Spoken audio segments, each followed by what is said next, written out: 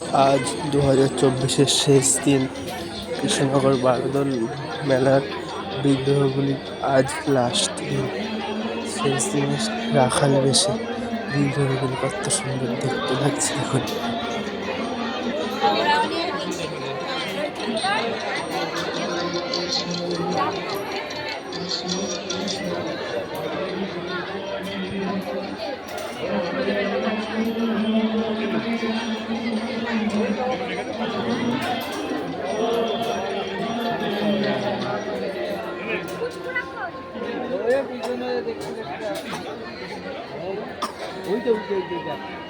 কি নিয়েছে তো গোপাল